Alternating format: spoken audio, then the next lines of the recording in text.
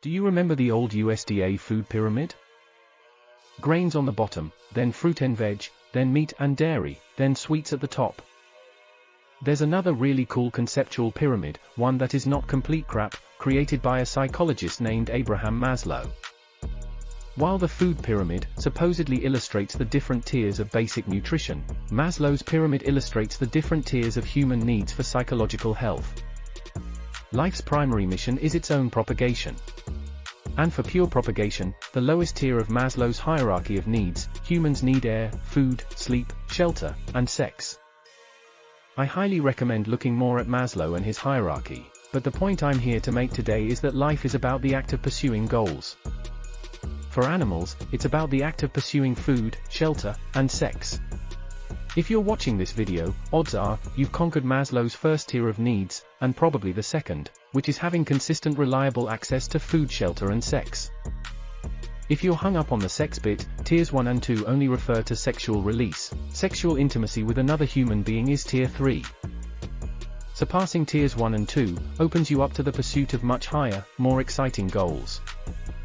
And whatever they may be, that is what gives life meaning and purpose, setting those goals, working to achieve them, and, succeed or fail, keep setting goals.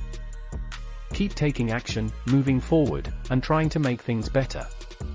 If humans have proven one thing in our brief stint on this planet, it's our insane ability to shape reality to our will. Remember when I subtly and eloquently insinuated that you can't control your friends, family, government, nature, physics, or your own body?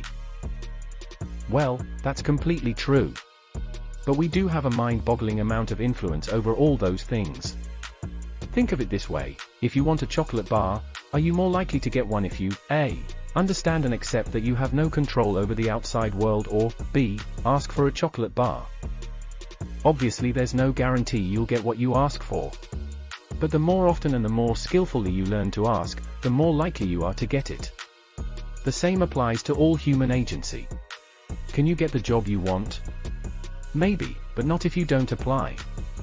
Can you get the boy girl other you want? Maybe, but not if you don't ask her, him, it, out. And stepping up from chocolate, jobs, and girls, boys, others, as long as we have morals and values, we have an internal drive to shape reality to those morals and values. And that's a good thing. The world should be more like we want it to be. Believe it or not, we make the world a better place. Just look at how many babies don't die every day.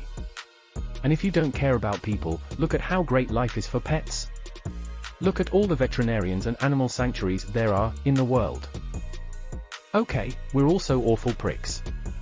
I'm not denying it. We've driven animals to extinction.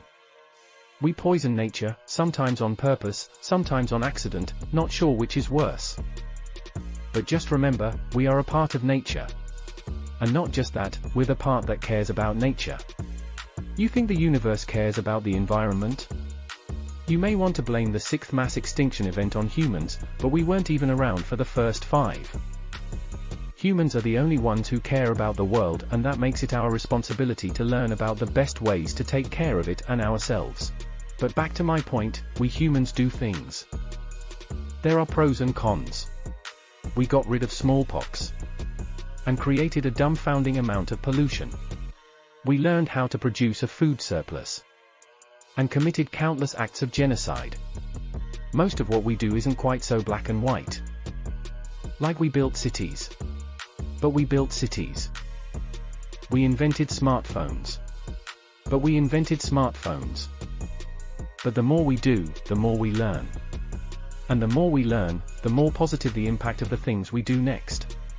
As long as we're willing to learn things that go against our preconceptions. And that applies to you as an individual. Remember when you were a kid, and silly grown-ups would tell you that you could be anything you wanted to be? To a reasonable extent, that's true. 99% of success is the right combination of hard work, effective learning, and trial and error. Just one tiny percent is random luck. So always remember. Most of what you get out of life is what you put into it. Now go. Thank you for spending some time with a man with no shoes. Please like and subscribe if you got anything out of it, leave a comment if you have any thoughts worth sharing, and join me next week to just chill.